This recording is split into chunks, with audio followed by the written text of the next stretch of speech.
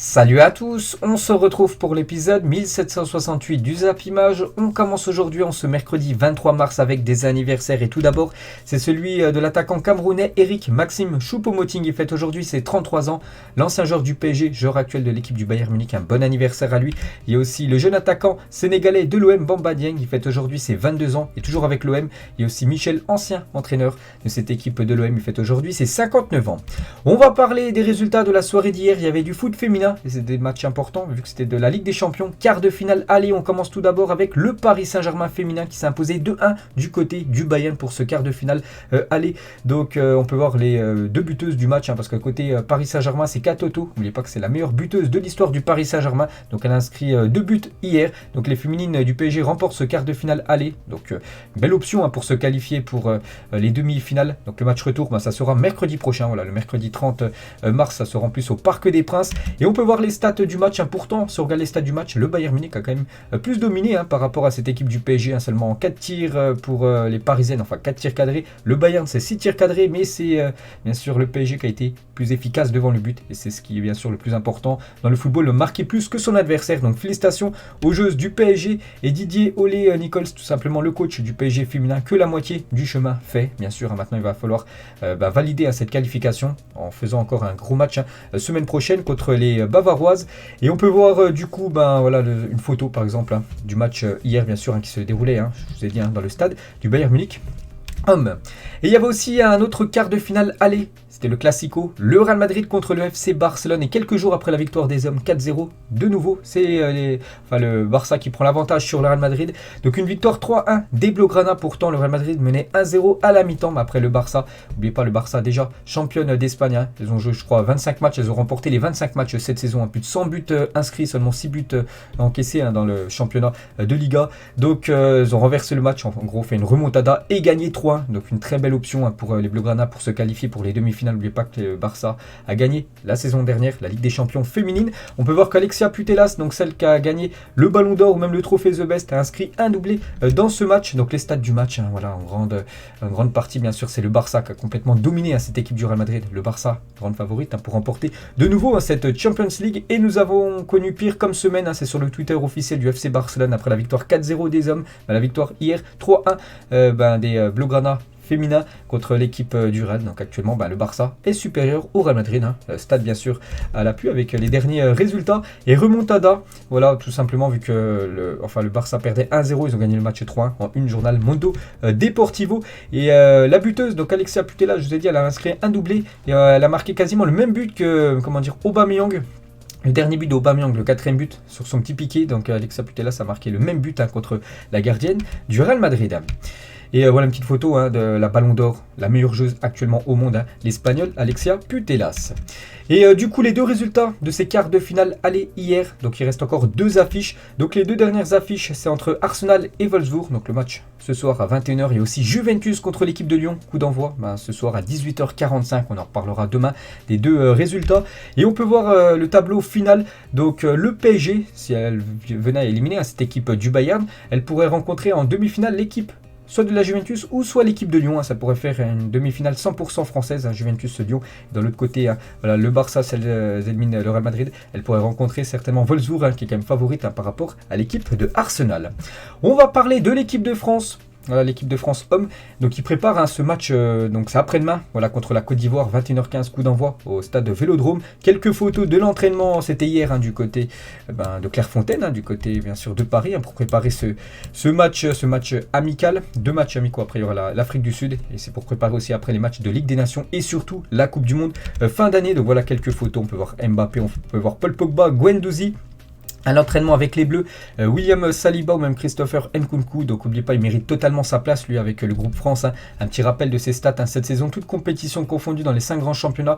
En joueur français, il y a juste Karim Benzema qui a inscrit plus de buts que Nkunku. Voilà, toute compétition confondue. Donc 32 buts pour Benzema et Nkunku, 26 buts. Il est au même niveau que Mbappé. Pour vous dire quand même la saison exceptionnelle de Nkunku, et c'est logique quand même que Deschamps elle est appelée. On peut voir aussi Jonathan Klaus à l'entraînement avec les Bleus. Un petit rappel les gars de son parcours. Je ne vais pas tout énumérer, mais voilà, en 2010 il était du côté de Strasbourg, pas conservé. Après il a longtemps joué en foot amateur, on va dire. Puis là, en 2022, appelé en équipe de France. Hein. C'est un incroyable destin pour le défenseur droit en Lensois. Et Jonathan Klaus devrait porter le numéro 15 avec l'équipe de France, le numéro 2 pour William Saliba et le numéro 12 pour Christopher Nkunku. Donc voilà, normalement, les numéros. Voilà, s'il y en a qui veulent acheter le maillot de l'équipe de France avec des flocages de ces joueurs-là. Donc ça sera ces numéros. Et on va parler de Mbappé. Donc a refusé de participer aux opérations marketing liées aux sponsors des Bleus, une attitude ayant crispé la Fédération française de football finançant des associations. Le joueur français estime que certaines marques posent des problèmes avec éthiques et moraux par rapport à lui. Donc en gros, il a refusé que son nom soit associé à Uber Eats ou encore Coca-Cola. Donc voilà, il y avait plein de sponsors bien sûr qui sponsorisent bien sûr l'équipe de France. Et hier, il y avait pas mal de photos. Il a refusé tout simplement d'être en photo avec Uber Eats ou même Coca-Cola. Une petite info concernant Kylian Mbappé. Concernant N'Golo Kanté, ça c'est une mauvaise nouvelle pour les Bleus, parce que Kanté est contraint de quitter le rassemblement des Bleus pour des raisons personnelles. Il reviendra si c'est possible, bien sûr, donc on ne sait pas s'il sera là ou non après-demain, donc des raisons personnelles, pour l'instant je ne sais pas du tout ce qui est arrivé, peut-être quelque chose de grave dans sa famille, donc force à lui bien sûr, en espérant qu'il revienne le plus rapidement possible. Et Paul Pogba, il est interviewé par rapport au journal Le Figaro. Il a dit chez les Bleus, je joue et en plus à mon poste, je connais mon rôle, je ressens la confiance du coach des joueurs. Mais à Manchester United, est-ce que j'ai vraiment un rôle? Je pose la question et je n'ai pas la réponse. Voilà ce qu'il dit par rapport au contraste Manchester United et équipe de France. Avec les Bleus, il joue à son poste à Manchester, mais il ne joue pas dans son poste où il préfère tout simplement. Il a aussi dit sur l'absence de trophée avec Manchester United. N'oubliez pas que Manchester United, ça fait 5 ans qu'ils ont remporté aucun trophée, donc ça commence à faire longtemps pour Paul Pogba. Ça ne me satisfait pas sur les 5 dernières saisons, mais vraiment pas du tout. Cette année, c'est mort, on ne gagnera rien encore, que ce soit avec Manchester ou dans un autre club. Je veux remporter des trophées. N'oubliez pas qu'il est en fin de contrat, en fin de saison, peut-être s'il veut remporter des trophées. Il devra certainement quitter ce club parce que du côté de Manchester United, c'est compliqué vu qu'il joue en première ligue. Et il y avait beaucoup de concurrence, bien sûr en Angleterre, c'est compliqué de gagner des trophées à la fin de la saison. Et toujours avec lui, il a dit j'ai fait de la dépression dans ma carrière, mais on n'en parle pas. Parfois, tu ne sais pas que tu l'es.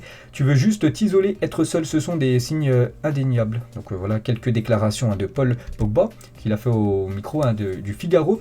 Avec Giroud, les gars, aussi à RMC Sport, il a dit si j'ai discuté de mon retour chez les Bleus avec Zlatan, non, mais il m'avait auparavant demandé pourquoi je n'étais plus appelé en sélection. Il s'interrogeait à ce sujet. On échange bien tous les deux. Voilà ce qu'il dit Olivier Giroud par rapport à sa relation avec l'attaquant suédois Zlatan Ibrahimovic. Quelques autres photos des joueurs de l'équipe de France qui sont arrivés hier à Clairefontaine. On peut voir Théo Hernandez, on espère qu'il sera encore de nombreuses fois avec les Bleus, qu'il avait été très très bon lors de la Ligue des Nations. Théo Hernandez, Jules Koundé les gars, un look plutôt insolite pour le défenseur de Séville. On peut voir aussi Kylian Mbappé. On va parler cette fois-ci de la sélection portugaise, donc contrairement à la France qui va jouer 2 matchs amicaux, des matchs sans enjeu. Le Portugal, eux, c'est 2 matchs. Très important, donc déjà un match contre la Turquie dans quelques jours, et Cristiano Ronaldo bien sûr prépare ce gros rendez-vous pour se qualifier pour la future Coupe du Monde.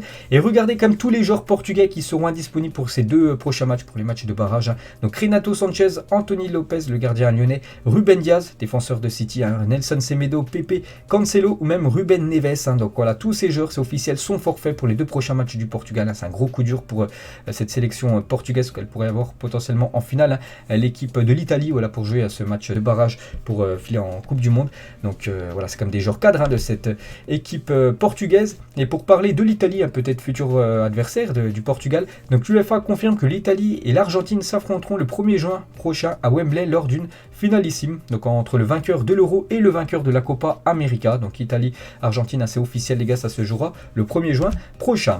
Et concernant l'Italie qui va jouer contre la Macédoine du Nord, donc sa demi-finale du barrage, donc ça sera que l'arbitre français Clément Turpin qui arbitrera cette rencontre de barrage de qualification à la Coupe du Monde.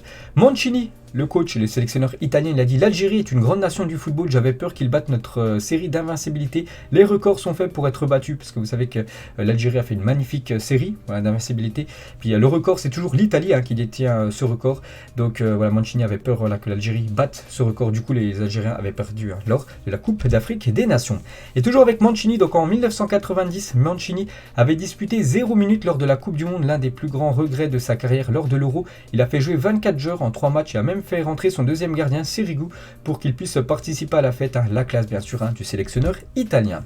On va parler aussi de la sélection anglaise qui va jouer là, ces 2 prochains matchs. Je crois que ce sera contre la Suisse et contre la Côte d'Ivoire, que la France va jouer. On peut voir Bukayo Saka, le jeune joueur de Arsenal, en train de prendre des photos avec des fans, bien sûr, de la sélection anglaise. On peut voir aussi la team espagnole avec beaucoup de joueurs du FC Barcelone. On peut voir Alba, Gavi, Pedri ou même Eric Garcia. Et concernant Pedri, les gars, c'est officiel, il hérite du numéro 10 avec la sélection espagnole. Donc voilà, c'est le nouveau numéro 10 de cette équipe. Félicitations à ce joueur, à ce crack du football. Et Pedri devrait porter le numéro 10. Donc Gavi le numéro 9. Avant, il portait le numéro toujours 9. Et Ferran Torres le numéro 11. On peut voir Virgil van Dijk, le joueur néerlandais, bien sûr, à l'entraînement pour préparer ses 2 prochains matchs des Pays-Bas. La team Croatie, Kovacic, on peut voir aussi Luka Modric. Du côté du continent sud-américain, donc Léo Messi est bien arrivé en Argentine pour jouer les 2 prochains matchs. N'oubliez pas qu'il était malade, enfin soi-disant il était malade contre l'équipe de Monaco, c'est pour ça qu'il était forfait. Donc il est arrivé hier, hier après-midi du côté de l'Argentine pour préparer ses 2 prochains matchs. Il était même à l'entraînement hier soir du côté de l'Argentine pour préparer ses matchs pour se qualifier pour la future Coupe du Monde. L'Argentine déjà qualifiée, n'oubliez pas. Du côté du Brésil, Neymar, le retour, lui qui est en grande difficulté du côté de Paris, on en parlera tout à l'heure de Neymar. Il est bien arrivé du côté du Brésil. Thiago Silva, c'est la même chose. On peut voir aussi Arthur Melo, Richarlison, Dani Alves, Fabinho ou même Rodrigo. Je sais pas, voilà, il y avait tout le monde. Casemiro, les joueurs du Real, Alisson Becker, Vini Junior, même Eder Militao, le défenseur. Ils ont même fait un entraînement hier, bien sûr, la Seleção. L'équipe brésilienne, elle aussi, sûre de jouer cette future Coupe du Monde en fin de saison, enfin en fin d'année, du côté du Qatar. On va prendre la direction du Cameroun. Des grosses frayeurs pour le gardien de l'Ajax Amsterdam. André Onana a été victime d'un accident de la route alors qu'il rejoignait sa sélection. Donc il en est sorti indemne et devrait être apte pour les barrages du Mondial 2022. Donc le Cameroun joue, je crois que c'est contre l'Algérie, si je ne me trompe pas. Peut-être je me trompe, je ne me souviens plus exactement le barrage, mais je crois que c'est l'équipe algérienne. Bref, donc du coup, voilà, gros accident de voiture, heureusement aussi. Donc lui, il n'a rien eu. Et aussi, l'autre voiture, donc selon plusieurs sources, le gardien va bien et les autres personnes victimes de l'accident aussi, aucune blessure grave. Donc bien sûr, ça c'est, on va dire, c'est la bonne nouvelle par rapport à cet accident. Et voilà, grosse force bien sûr à André Onana qui va jouer là les 2 prochains matchs avec le Cameroun. Regardez les têtes de série pour le tirage au sort de la Coupe du Monde 2022. Donc la France, tête de série, Qatar, pays hôte, tête de série, la Belgique, Brésil, Argentine, Angleterre, Espagne et soit l'Italie, Portugal ou le Danemark. Tout sera décidé après les barrages. N'oubliez pas que le tirage au sort de la Coupe du Monde, enfin les matchs de poule, sera fait là dans quasiment une semaine. Ça sera jeudi prochain, le 1er avril. Donc je ferai bien évidemment une vidéo spéciale pour parler de tous les groupes et surtout du groupe de l'équipe de France. On revient 7 ans jour pour jour en arrière et Léo Messi inscrivait un triplé face au Real Madrid, faisant de lui le meilleur buteur de l'histoire du Classico. C'était il y a 7 ans jour pour jour, à 23 mars. Donc voilà, félicitations bien sûr à Léo Messi. Et toujours avec le Barça, donc le Barça actuellement, ça va très très bien. Et Barcelone, donc Xavi a tout changé, 37 points pris sur les 48 possibles en Liga depuis son arrivée. 12 matchs sans défaite, toutes compétitions confondues. Regardez les 12 derniers matchs du Barça. Et on peut voir tout simplement aucune défaite, on peut voir des belles victoires, on peut voir souvent 4 buts inscrits, comme par exemple contre Bilbao, contre l'équipe de Valence, contre l'équipe de l'Atlético Madrid, ou même contre le Real Madrid, là il y a quelques jours, même contre Osasuna en championnat. Donc magnifique cette série de Xavi, vraiment qui fait un bien fou à cet effectif catalan. Et le top 10 des clubs les plus en forme du top 5 européen, on peut voir l'équipe en première. Bon après ils sont plusieurs ex-aequo, bien sûr, voilà, ils sont jusqu'à l'Atlético, donc les 5 premiers sont tous ex-aequo, les 5 derniers matchs, 5 victoires pour ces 5 équipes. On peut voir par exemple une équipe française comme Rennes, on peut voir par exemple Arsenal le 9e ou même le Real Madrid 10e de ce classement. Et côté toujours FC Barcelone, donc Aubameyang la renaissance cette saison, toute compétition confondue avec Arsenal, donc lors de la première partie de saison, 7 buts en 15 matchs et là du côté du Barça, donc 11 matchs et déjà 9 buts pour Aubameyang, voilà, qui fait le taf actuellement du côté de l'Espagne. Et vous savez qu'Aubameyang adore faire des célébrations plutôt insolites, donc soit il fait des saltos ou soit des fois il met des masques de super-héros comme Spider-Man, Batman, Black Panther et maintenant Goku bien sûr, Dragon Ball Z. Voilà la célébration qu'il a fait il y a quelques jours contre le Real Madrid. Et Toni Kroos, donc il n'a pas fait ses déclarations après le match contre le Barça. Il avait déjà fait ses déclarations il y a quelques temps. Les célébrations d'Aubameyang qui utilise des masques de Spider-Man ou encore d'Antoine Griezmann où il danse comme dans Fortnite, je trouve tout ça ridicule et idiot. Ce n'est pas du tout un bon modèle pour les jeunes joueurs. Donc voilà la réponse tout simplement d'Aubameyang. On revient les gars sur la grosse info que je vous avais dit hier, vous vous souvenez? Je vous avais dit que, Franck Kessié, c'était quasiment sûr, il avait passé sa visite médicale. On peut voir que c'est confirmé par Fabrizio Romano. Donc quand Fabrizio Romano valide, et il met ça sur son compte Twitter, il est énormément suivi sur Twitter, c'est que c'est quasiment sûr. Donc vraiment pour vous dire que c'était fiable hier l'info, nous y voilà après un accord verbal conclu. Il y a quelques jours, Kessié a signé en tant que nouveau joueur du FC Barcelone jusqu'en juin 2026. Ce sera un contrat de 4 ans. Il rejoint l'AC Milan en tant qu'agent libre, enfin il rejoint plutôt l'équipe du Barça. Bien sûr, Kessié recevra quasiment 6,5 millions d'euros de salaire net plus les majorations. Donc médecine déjà terminée, donc en gros sa visite médicale a déjà été faite. Tout est validé bien sûr pour Franck Kessié. Il y a même des bonus, plus 500 000 euros de bonus. Donc voilà les gars, il sera à la fin de la saison, à partir du 1er juillet, un nouveau joueur du FC Barcelone. Et c'est une énorme recrue pour le Barça, c'est un joueur un peu différent. Voilà, pareil, comme j'ai dit hier. Voilà, le Barça en milieu de terrain, c'est plutôt des physiques, on va dire, plutôt légers. Là, avec Franck Kessié, ça va amener de la puissance en milieu de terrain. Toujours avec le Barça, les gars, et concernant Ousmane Dembélé. Et d'après RMC Sport, après l'avoir poussé vers la sortie et mise à l'écart, les dirigeants du Barça rouvrent la porte à une prolongation d'Ousmane Dembélé qui est très très bon depuis le début de l'année. Et du coup, le Barça, tout simplement, les agents de Dembélé veulent prolonger. Les agents de Dembélé disent qu'ils sont prêts à négocier avec le FC Barcelone. Donc en gros un coup de théâtre bien sûr. Dembélé pourrait peut-être du coup prolonger du côté du Barça. Juan Laporta prépare une nouvelle proposition salariale pour un nouveau bail à Ousmane Dembélé. Donc actuellement, n'oubliez pas, il est en fin de contrat, en fin de saison, et du coup il pourrait peut-être prolonger son aventure du côté du club Blaugrana. Donc l'entourage du joueur reste sur ses positions avec un salaire de 20 millions d'euros par an plus prime à la signature. Donc après voilà, il faut que les deux parties se mettent d'accord, que l'agent et le club se mettent d'accord sur combien va toucher Ousmane Dembélé, parce que bien sûr lui, surtout son agent, espère qu'il en tire le plus d'argent. Et toujours avec Dembélé, donc il pourrait prolonger, mais il pourrait aussi, d'après Sport, au Barça, tout le monde a la conviction qu'Ousmane Dembélé signera au PSG cet été. Donc voilà, ça devrait se jouer soit du côté du Paris Saint-Germain, une signature libre, ou soit il prolongera son aventure du côté du FC Barcelone. Et toujours avec Dembélé, donc quand Dembélé souhaite l'anniversaire d'Antoine Griezmann, donc c'est avant-hier, Griezmann a fêté son anniversaire, on peut voir voilà la photo qu'il a mis sur sa story Instagram, le joueur Dembélé. Toujours avec le Barça, objectif Rafinha en une journal sport aujourd'hui. Donc voilà, Rafinha aussi ciblé par cette équipe du Barça. N'oubliez pas que c'est un joueur de Leeds, ancien joueur du Stade Rennais. Donc le Barça choisit Rafinha comme option numéro 1 pour remplacer Dembélé s'il venait bien sûr à quitter cette équipe du FC Barcelone pour rejoindre Paris. Bon, on va parler du Paris Saint-Germain et des infos, des grosses infos quand même, parce que Daniel Riolo, donc un consultant sur l'After RMC, donc hier soir, il a dit, écoutez bien, Neymar ne s'entraîne plus. Il lui arrive d'arriver à l'entraînement dans un état lamentable, pas en mesure de s'entraîner, limite alcoolisé. Neymar en est à un stade où il est dans la vengeance, tout simplement, du côté de Paris à cause des sifflets, tout ça. Donc il dit du coup que Neymar ça va plus du tout du côté de Paris. C'est Daniel Riolo qui a dit ça hier dans l'After RMC. Il a aussi dit les supporters du PSG n'en ont rien à cirer des simagrées de Neymar de son document Netflix. Il faut lui signer son chèque et qu'il parte. Il est en train de faire beaucoup de mal à l'intérieur du Paris Saint-Germain. Donc là il y a le gros malaise comme Neymar. Voilà, s'il y a vraiment un club qui s'intéresse, qui pourrait faire une belle offre au PSG, voilà, le PSG les gars vendra directement Neymar lors de la prochaine fenêtre de mercato. Donc voilà, c'est compliqué la situation de Neymar. C'est pour ça que la trêve internationale, on peut voir tout à l'heure, je vous ai montré une photo de Neymar du côté du Brésil, il avait le sourire, voilà, parce que voilà, c'est un petit peu en dehors bien sûr par rapport au Paris Saint-Germain, mais c'est très très compliqué la situation actuellement de Neymar. Et Paqueta les gars qui connaissent, c'est un grand copain de Neymar, donc il apporte son soutien à Neymar. Neymar est avant tout un type bien et un grand professionnel doté d'un talent incroyable. Il est sans aucun doute le meilleur joueur de la sélection brésilienne, mais bon, on peut voir voilà, que du côté du Paris, du PSG, il a beaucoup déçu lors des derniers matchs. Donc très délicat la situation de Neymar. Toujours avec Daniel Riolo, toujours sur l'After RMC hier soir, il parle de Hakimi. Il a dit Hakimi est en train de péter un plomb à tel point que les Sud-Américains ne lui adressent plus la parole. Il veut se barrer. Voilà ce qu'a dit Daniel Riolo. Bon, après, je sais pas d'où il sort ses sources. Moi, juste, je vous relaye les infos. Voilà que Hakimi, les gars, il est un petit peu mort des Sud-Américains. Voilà, il y a beaucoup de Sud-Américains. Di Maria, Messi, Neymar, Marquinhos. Voilà, il y en a tellement. Donc voilà, il y aurait pratiquement un froid entre le genre marocain et tous les Sud-Américains du côté du PSG. Toujours avec le Paris Saint-Germain, Sergio Ramos va être poussé vers la sortie cet été. Voilà, le PSG aimerait que Ramos aille voir ailleurs, tout simplement. L'objectif est de le remplacer par un jeune défenseur. C'est dans cette optique qu'Evan Ndika, 22 ans, a été sondé pour remplacer Sergio Ramos en fin de carrière, plus pour remplacer par un jeune footballeur. Et concernant Icardi, lui aussi très délicat sa situation. Il touche un très gros salaire du côté de Paris, mais le problème c'est qu'il joue peu et puis il fait pas trop le taf.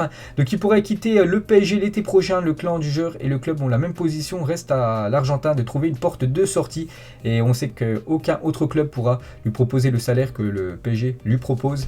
Donc il va falloir absolument qu'il descende son salaire s'il veut quitter l'équipe du Paris Saint-Germain.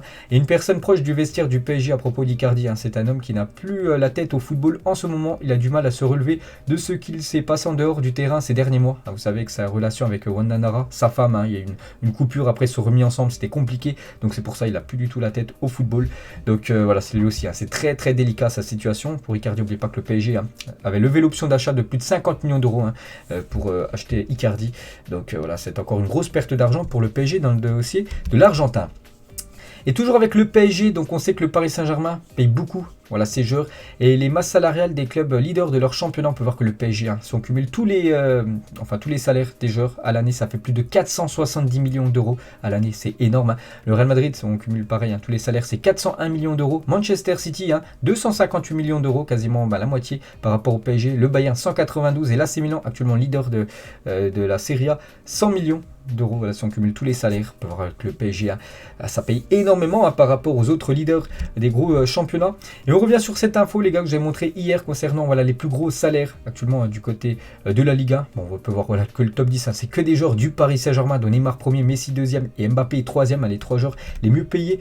Du côté de Paris, on peut voir le top 30 et regardez, les 14 premiers, c'est que des joueurs du Paris Saint-Germain. Le premier hors Paris Saint-Germain, c'est Wissam Ben Yedder avec 650 000 euros brut par mois. Du côté de Monaco, on peut voir Bakambu, on peut voir, Ndombele aussi, un joueur de Lyon, à la 23e position, 27e plutôt position. Et quelques autres clubs, les gars, pour vous montrer à chaque fois les joueurs les mieux payés. On commence tout d'abord avec l'équipe de Marseille. Donc, du côté de l'OM, c'est 2 joueurs, Milik et Bakambu. Les deux touchent aux alentours des 400 000 euros à peu près brut. Donc, net, les gars, c'est quasiment la moitié. Bon, ça fait quand même déjà 200 000 euros. Bon, après, c'est hors prime. S'il y a des primes en plus, bien sûr, ça fait de l'argent en plus pour les joueurs. On peut voir par exemple que Under, c'est 250 000 euros brut, ou Rongier, 240 000 euros brut. Donc voilà, aussi des beaux salaires du côté de Marseille. Mais si on compare avec la saison dernière, la photo de droite, c'est les salaires de cette saison. La photo de gauche, c'est la saison dernière. Donc Thauvin, c'était un 422 000 euros de salaire la saison dernière. Ou même Germain, les gars, qui jouent jamais, 330 000 euros de salaire pour Valère Germain. Et on peut voir que maintenant, Germain, si on regarde dans le top 10 des plus gros salaires du côté de Montpellier, il est seulement la 6e position. Il est passé à 75 000 euros. Donc il est passé de 330 000 à 75 000 euros par mois. Voilà, Valère Germain, ce qui fait à peu près aux alentours des 35 000 euros net. Donc il a divisé quasiment son salaire par 3 voire 4 pour rejoindre cette équipe de Montpellier. On peut voir aussi les plus gros salaires du côté de Nice. C'est Justin Kluivert, le plus gros salaire du club. On peut voir aussi Dolberg, c'est plus de 250 000 euros par mois. Du côté de Lille, c'est Renato Sanchez qui va quitter le club. Là, n'oubliez pas, en fin de saison, la même chose pour Jonathan David, lui aussi va quitter le club. Il pourrait toucher beaucoup plus d'argent ailleurs. On parle de Arsenal qui pourrait l'accueillir. Voilà les plus gros salaires du côté de Lille. On peut voir la 8e position, c'est le gardien grec Karnesis qui touche 105 000 euros par mois. Et on va parler de ce joueur, le salaire mensuel du gardien qui a 37 ans, arrivé en septembre 2020, donc 105 000 euros par mois. C'est le 8e plus gros salaire du club, tout en ayant joué. Il a seulement joué un seul match depuis septembre 2020. Donc voilà, il a joué seulement un match, les gars. Il touche quand même plus de 105 000 euros par mois. C'est tout simplement énorme. On peut voir les plus gros salaires du côté du Stade Rennais. C'est Laborde, le plus gros salaire moyen. C'est quasiment aux alentours des 120 000 euros. On peut voir aussi les plus gros salaires, par exemple, des petites équipes comme Metz. C'est Nicolas Depréville, 90 000 euros par mois, ce qui reste bien sûr énorme. Ou même du côté de Lorient, c'est Mofi, 75 000 euros. Voilà pour le joueur lorientais. Et du côté de Bordeaux, vous savez que Bordeaux vit une saison très compliquée actuellement. Bon dernier du championnat, ils encaissent beaucoup de buts. Et regardez les plus gros salaires, c'est comme Guy Lavogui, plus de 240 000 euros. Voilà, par an, donc c'est beaucoup d'argent. Même Benoît Costil, le gardien qui encaisse beaucoup de buts actuellement, c'est plus de 200 000 euros par mois pour Costil. On peut voir aussi les plus gros salaires du côté de Lyon, Ndombele, Boateng ou même Anthony Lopez, le gardien lyonnais. Et concernant les coachs, donc regardez aussi ce top 10 des plus gros salaires niveau coach. Donc bien sûr, sans surprise, c'est le coach parisien Pochettino, 1,1 million d'euros par mois brut. Donc le deuxième, c'est Sampoli Galtier, 330 000 pour les deux. Après, on peut voir le reste du classement, mais Pochettino, c'est pas le plus gros salaire au monde, parce qu'on peut voir qu'il y a des entraîneurs qui gagnent beaucoup d'argent, et surtout en Espagne, les gars. Donc c'est Diego Simón, le coach de l'Atlético Madrid, qui gagne le plus d'argent en tant qu'entraîneur dans le monde du football. Hein. Il touche plus de 3,3 millions d'euros par mois. C'est énorme, hein. C'est quasiment le même salaire que Léo Messi du côté du Paris Saint-Germain en étant joueur. Voilà, Simone c'est 3,3, alors qu'Ancelotti c'est 910 000 euros. Bon, ça reste déjà bien sûr une énorme somme, même Marcelino, hein, entraîneur de Bilbao. On peut voir par exemple Nagelsmann du côté du Bayern, 666 000 euros par mois. Guardiola du côté de City, quasiment 89 millions d'euros par mois. Ou même Allegri du côté de la Juventus. Donc voilà, Simone, c'est énorme à ce qu'il touche du côté de l'Atlético Madrid. Après, ça fait longtemps qu'il est en place. Il a pu bien sûr augmenter son salaire au fil des années. C'est pour ça que maintenant il touche le jackpot du côté de l'Atlético Madrid. Et concernant les joueurs qui touchent aussi beaucoup d'argent en Liga, c'est Gérard Piqué le plus gros salaire de tous les joueurs confondus dans le championnat espagnol, 2,330 millions d'euros voilà, par mois. Après c'est du brut toujours. Gareth Bale et Eden Hazard qui suivent, deuxième et troisième. Donc les deux ont le même salaire, alors que Gareth Bale et Eden Hazard, ça fait plus de 5-6 matchs qui n'ont pas joué une minute avec l'équipe quand même du Real Madrid. Mais bon, c'est un gouffre financier pour l'équipe du Real. On peut voir Busquets, Alaba et Antoine Griezmann dans ce top 6, des plus gros salaires du côté de la Liga. Et du côté du Bayern, donc regardez tous les plus gros salaire du côté du championnat allemand, c'est que des joueurs du Bayern Munich. Voilà, de Lewandowski, celui qui touche le plus d'argent, 2 millions d'euros bien sûr par mois, jusqu'à Leroy Sané, 1,141 millions d'euros par mois. Donc bien sûr des gros salaires. Si on compare bien sûr avec le PSG, c'est énorme bien sûr ce que paye le PSG par rapport à tout ce que je vous ai montré juste avant. Et concernant le football féminin, regardez, c'est le top 20 des joueuses les mieux payées dans le championnat français, et c'est une joueuse du PSG en première position. Et là on vraiment voit le contraste entre le foot masculin, où les salaires sont énormes, et le foot féminin, des petits salaires, la preuve, parce que c'est Diani, une joueuse du PSG, qui touche le plus gros salaire, 37 000 euros par mois, donc c'est du brut, donc net, il faut prendre bien sûr la moitié. Bon, après c'est hors prime, mais bien sûr, voilà, c'est un énorme contraste bien sûr entre les hommes et les femmes. On revient les gars en 2013, donc c'était il y a 9 ans jour pour jour, et les États-Unis ont battu le Costa Rica lors d'un match de qualification pour la Coupe du Monde avec moins 28 degrés, c'était énorme. Ils ont ensuite surnommé le froid classico, en gros. Voilà quelques photos de ce match légendaire. Voilà, il faisait tellement froid, il y avait de la neige sur le terrain. Je me demande comment le match a pu se maintenir, il a pu être, on va dire, rejoué à une date ultérieure. Donc il faisait très très froid lors de ce match, il y a 9 ans jour pour jour. Cette fois-ci il y a 8 ans jour pour jour, et Chelsea contre Arsenal. Donc il y avait plusieurs faits de match, donc déjà c'était le 1000e match d'Arsène Wenger à la tête d'Arsenal. Bon, Arsenal avait perdu 6-0 contre l'équipe de Chelsea. L'arbitre avait expulsé Gibbs au lieu d'Alex Oxlade-Chamberlain, et Mohamed Salah avait tout simplement marqué son premier but en première ligue de son histoire, alors que maintenant il en marque beaucoup, bien sûr. Voilà quelques photos, voilà Gibbs qui prend un carton rouge alors que c'est pas lui qui avait fait la faute. On peut voir Wenger pour son 1000e match, il avait pris 6-0. On peut voir bien sûr Mohamed Salah. C'était son premier but du côté du championnat anglais. Et cette fois-ci, il y a 7 ans, jour pour jour en arrière, Steven Gerrard disputait son dernier match avec Liverpool face à Manchester United. Il est rentré après la pause et a été expulsé après 38 secondes de jeu. Donc voilà, un carton rouge très rapidement pour Gerrard. C'était son dernier match du côté de cette équipe de Liverpool. On va parler de l'OM. Donc Marseille-Nice, c'était dimanche soir, et le supporter qui s'est introduit sur la pelouse du Vélodrome lors de Marseille-Nice dimanche a été condamné à 6 mois de prison ferme et 3 ans d'interdiction de stade. Il avait déjà été condamné à du sursis dans une autre affaire en novembre dernier. Donc voilà, il a pris quand même 6 mois de prison ferme pour être rentré sur les pelouses. C'est qu'il y en a beaucoup maintenant qui rentrent sur les pelouses. Donc ça interrompt le match et tout ça. Donc voilà, maintenant il y a des sanctions bien plus sévères. Donc voilà, de la prison pour cette personne. Et toujours avec l'OM, donc ils affronteront le PAOK, donc l'équipe de Salonique, donc le 7 avril prochain. Donc ça sera à 20h50 et ça sera diffusé sur W9. Donc c'est très très bien, du foot en clair. Et les Mina, les gars, joueurs de Nice, visiblement pas content de l'arbitrage face à l'OM dimanche soir. Dur. J'arrive toujours pas à croire ce que j'ai vu hier, pitoyable. Mais bon, on ne doit rien dire. Voilà ce qu'il a mis sur son compte Instagram. Et on finit les gars cet épisode aujourd'hui avec une petite info concernant le jeu FIFA 22. Il ne sera désormais plus possible de trouver Diego Maradona dans les packs SBC et Draft. Donc pour ceux qui ont Maradona dans leur équipe, donc vous ne pourrez plus en acheter ou plus le vendre, je crois. Donc vous garderez ceux dans vos teams, mais il n'y en aura pas d'autres nouveaux dispo à partir de maintenant. Donc on ne sait pas pourquoi. On ne sait pas du tout pourquoi la légende Diego Maradona est en gros enlevée de ce jeu FIFA 22. Donc voilà les gars, la fin de cet épisode. J'espère que ça vous a plu. On se retrouve demain pour le prochain numéro. Bonne journée à vous et à demain.